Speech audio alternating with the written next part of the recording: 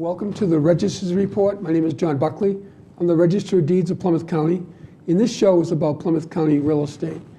We'll be talking about the number of recordings of deeds, mortgages, foreclosure deeds, and notices, as well as some other information about the Plymouth County real estate market. And I will have a special guest on the show to talk about an upcoming foreclosure conference that we're having at the Registry of Deeds. You will see come up on the screen a chart of the number of deeds recorded for the month of September. There were 694 deeds recorded in September compared to the 954 deeds recorded in August of 2013. It is 16% higher than the number of deeds recorded in September of 2012. Year to date, the number of sales of property is up 5%. The next thing I want to show you is the number of mortgages that have been recorded in Plymouth County recently. If you see the image on the screen of mortgages, there were 1,540 mortgages recorded in September, less than the 2,035 mortgages recorded in August, down 33% from the 2,228 mortgages recorded in September of last year. And as you see on that screen in the chart before you, the number of mortgages have been coming down very significantly as the interest rates have gone up. So we're down 6% over last year for the number of mortgages recorded. Another document that we report on is the number of recordings on foreclosures. Plymouth County has had a number of foreclosures that have gone forward. The number is dropping significantly. You will see a chart about foreclosure deeds. There were only 32 foreclosure deeds recorded in September, less than the 38 recorded in August, down 41%, however, from the 54 foreclosure deeds recorded in September 2012. And that is a continuing downward trend. You will also see a chart coming up on foreclosure notices. Foreclosure notices are the document that we record at the registry which identifies us as the first step for somebody that is in serious trouble in maintaining their mortgage. The number of foreclosure notices have also dropped significantly, as you can see in the chart. There are 47 foreclosure notices recorded in September, the lowest in many years. It's been a significant drop. A lot of people are finding work, and a lot of people are finding themselves in less trouble maintaining their mortgage.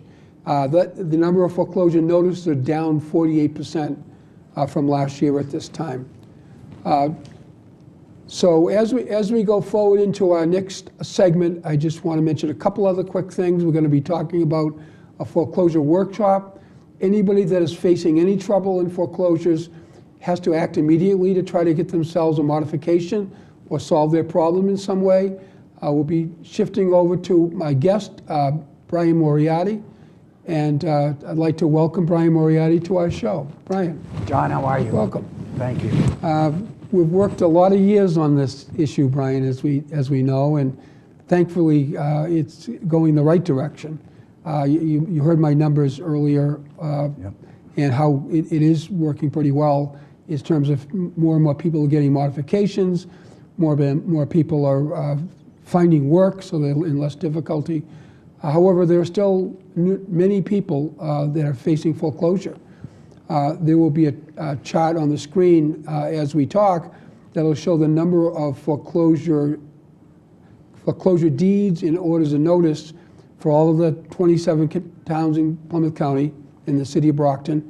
The town of Plymouth jumps out as a large number usually because it's the second highest number of foreclosure deeds in Plymouth County historically over the last few years. So I know we're going to talk today about an upcoming foreclosure conference that is being held at the registry on November 6th. But before we do that, why don't you tell our viewers a little bit about your organization? Neighborhood Housing Services, we were formerly known as Neighborhood Housing Services of the South Shore. Recently, we just changed our name to NeighborWorks Southern Mass. We're a chartered member of NeighborWorks America, which is a congressionally chartered nonprofit. So we report annually to Congress in regards to all our services. We've been part of the National Foreclosure Mitigation Counseling Program for the past 6 years. NeighborWorks Southern Mass has been in existence for about 30 years. We are a community development corporation certified by the Commonwealth of Massachusetts. Our main office is in Quincy, and we opened in Brockton in 2008. And 2 years ago, we opened an office in New Bedford.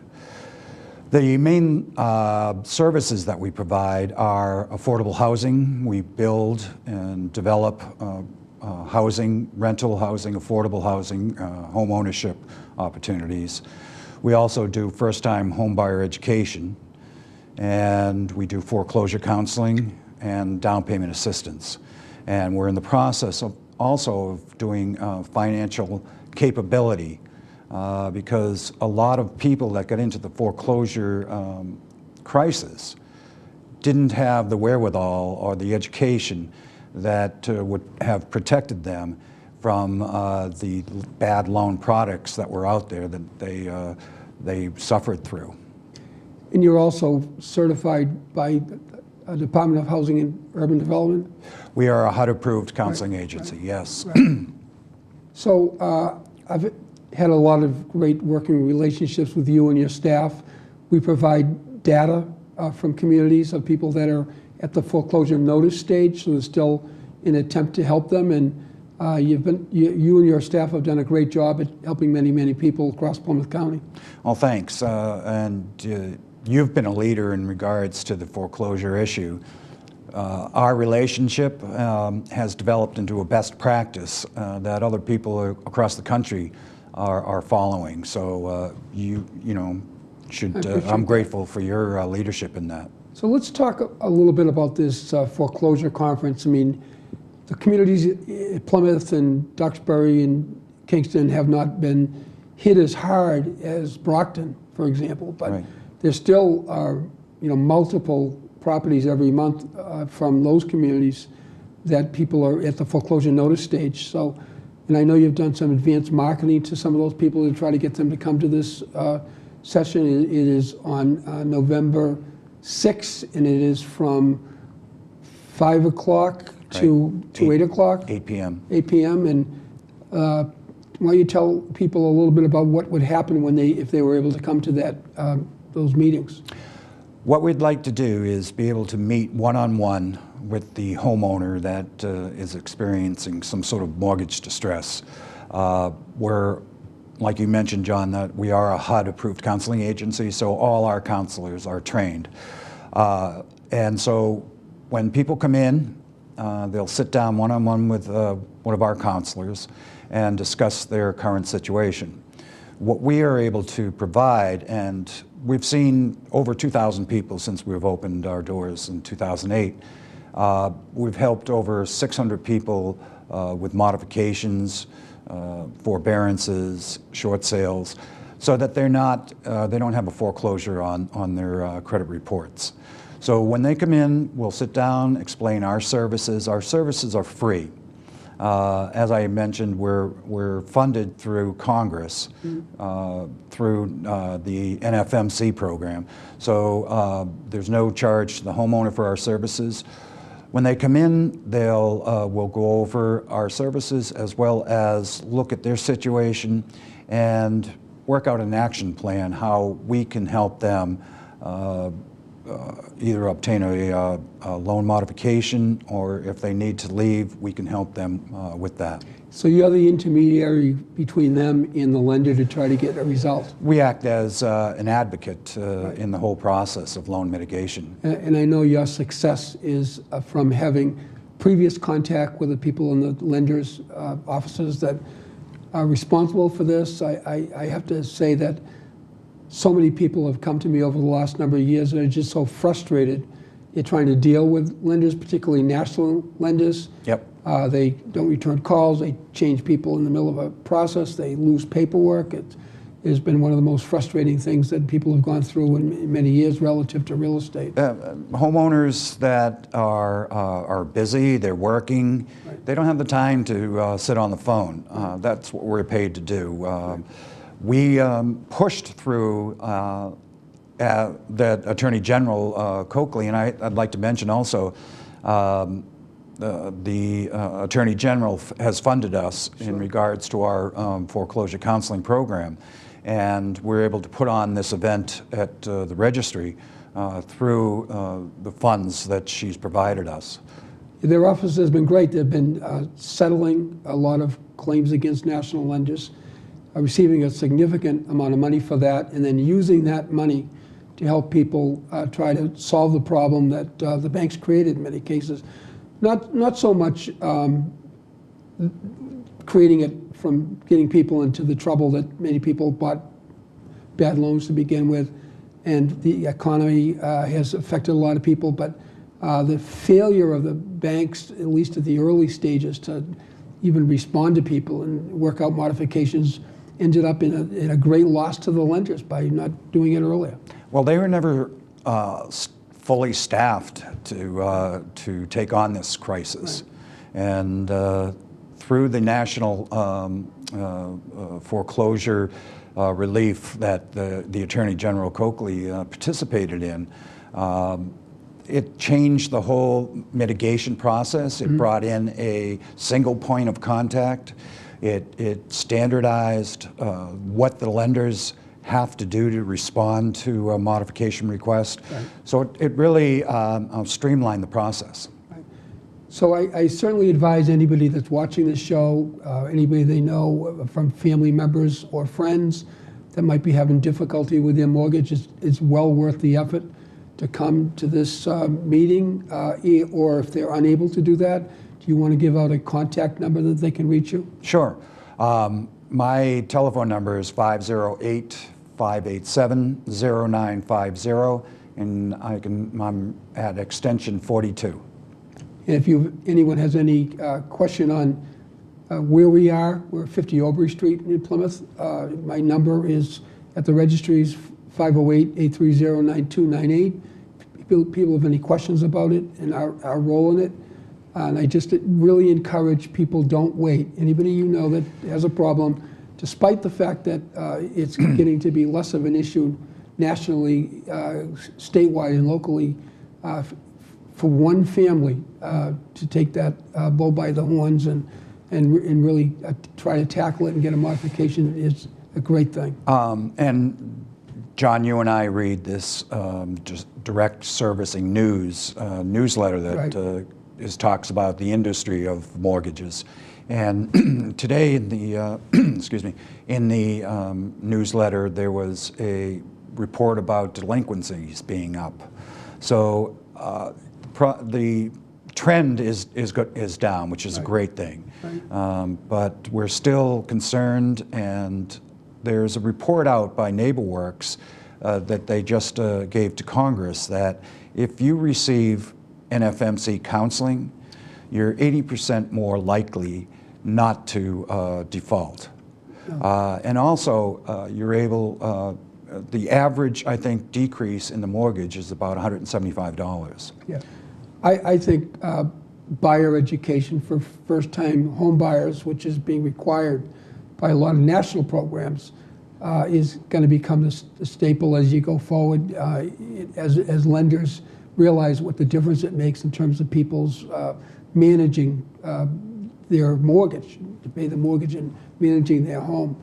One other point that I know you and I talked about beforehand, there is a effort going on right now to try to educate more people about the Harp Program, the Home Affordable Refinance Program. And right. I know your office is involved in helping people through that too. Do you want to just explain that a little bit? Sure. The Harp Program, it basically came, it's a sister to the Home Affordable Mortgage Program, but it's for those people that are current on their mortgage, but they're underwater. And with the decrease in interest rates that we've seen over the past few years, because of that loss of equity, they were unable to refinance. So through the Harp Program, they were able to refinance and obtain a lower interest rate, and that helps the family, that helps the economy. So it's a great thing. So if people are interested in finding out more information about that, they could call you also? Absolutely. Right. You know, I think the frustration at the federal level is there aren't more people taking advantage of that they think they cannot refinance because their property values are lower than their mortgages. There was a big drop during the bust of the housing boom, and although gradually average sale prices are going up and it's helping everybody get out of being underwater, there's still a lot of people that would not be able to do a traditional refinance because of that. And so there's money on the table from Washington that a lot of people aren't taking advantage of. It can save people several $100s a month. Right. So a lot of people that are in the 6 to 8 range, current rate I think on a Harp today is about 4 1/4. Yeah. So we have a couple of minutes left in this segment of the show, Brian. Let's talk a little bit about buyer education, because I know your office runs first-time home buyer classes. Do you want to just talk about your role in that? Sure. We follow a curriculum. It's an 8-hour curriculum. And we do mainly about, the most important part of it is learning the budget, your budget, understanding debt-to-income ratios. And then the second half of it, we bring in an attorney for the closing process. We bring in an insurance agent for insuring your home. We bring in a home inspector and a realtor. So it's an all-encompassing program. Quick story that my office is located in Harbor One Credit Union, and right across the bank, right across from my desk, one of the loan officers had qualified a customer for, let's say, $350,000. They said, "Oh no, a mortgage broker told me I can get $400,000." And he never saw them again. They went out to this mortgage broker, and a year later, they were walking by his office coming to see me because they were in foreclosure. Yeah. So education is critical, Right. so that the mistakes of the past are not repeated. Right. I know I was at an event with you recently, and Congressman Lynch was there. Right. And I know you had a chance to talk to Congressman Lynch. Your son is graduating from West Point this year. Congressman Lynch was a sponsor. That's right. And I know that's a very proud thing for you, and as it was for him. Yes, I had the opportunity to say thank you for his appointment from Congressman Lynch. And my son has graduated, and he's down at Fort Benning, Georgia, in training. Great. Oh, Thank great. you. Well, thank you for all the work you do on behalf of the people of Plymouth County. Well, and John, I want to thank you because, like I mentioned, you've been a leader in the foreclosure issue. You understood that it is a crisis, not only emotionally for families, because kids that don't do well in school if there's turmoil in their homes. And it's economic also, as well as a public safety issue. So you've been a leader, and I just want to say thank you. Well, thank you for being on the show. Thanks, Great. John. Thanks. You're twice as likely to die in a home fire when you're 65 or older. So make sure you have working smoke alarms, stay in the kitchen when cooking, and practice an escape plan. Learn more at usfa.fema.gov, because fire is everyone's fight. Welcome back to the Register's Report. Again, my name is John Buckley. I'm the Register of Deeds of Plymouth County. And in this segment of the show, we like to do something a little lighter in nature. There was very serious discussion of foreclosures earlier and the numbers of recordings at the Registry of Deeds. So we have a notable land record collection at the Registry of Deeds, mostly famous people or places within Plymouth County. And so I'd like to bring a couple of these forward to talk about right now. As this show is being taped, we're in the middle of the Red Sox World Series. And I have to talk about one of our notable records, Ken Coleman. There are so many people that are comparing this season from last place to first place with the Red Sox to the 1967 Red Sox. The impossible dream year, they were predicted, they were rated 100 to 1 against finishing in first place. And there's a gentleman that lived in Plymouth by the name of Ken Coleman. Ken Coleman was the voice of the Red Sox, and you'll actually see coming up on the screen an image of our notable record of Ken Coleman. He was a broadcaster for 20 years. He's remembered for being the announcer in the 1967 season, and he gave birth to Red Sox Nation. That season, if anybody remembers it, was an incredible season. Ken Coleman actually produced a record album, if anybody remembers what those are, a vinyl record album at the time, called The Impossible Dream, that told the story of that championship season. And it's a great story of accomplishment for the Red Sox that they were achieving right now. Unfortunately, in that season, they ended up losing in the World Series, and hopefully by the time you see that this show, they will have won the World Series. The month of October, which this show is being taped in, is also has a holiday, Columbus Day. Plymouth County has a very long tradition of Italian immigrants in Plymouth County, from Cottage Park and the hundreds of Italian Americans that moved into North Plymouth to work there, to a couple other famous individuals. In North Plymouth, there is a club not too far from Cottage Park called the Giuseppe Garibaldi Club. You'll see that image come up on the screen. The club is named for a famous Italian patriot who led to the unification of Italy. As many people know, North Plymouth was the home to many Italian immigrants. They joined social clubs in that area, and the Garibaldi Club was founded in 1933. And Garibaldi, Giuseppe Garibaldi, was a military leader. In his bravery and accomplishments have made him well known across the world. There are statues of him in Rome, New York City, and in squares around the world. And the Garibaldi Club in North Plymouth continues to be involved in civic and charitable activities, including sponsoring a Little League team. And you can't let the month of October and Columbus Day go by without mentioning another one of our very notable individuals in Plymouth County, Rocky Marciano, born as Rocco Francis Marcagiano, and he changed his name to Rocky Marciano for easier promotion, was the heavyweight boxing champion of the world, and he remains the only undefeated heavyweight champion in history, winning 49 fights, 43 of which were done by knockouts. He's considered to be one of the greatest heavyweights of his time. His family lived on Dover Street in Brockton. That is the entry into our notable land record collection.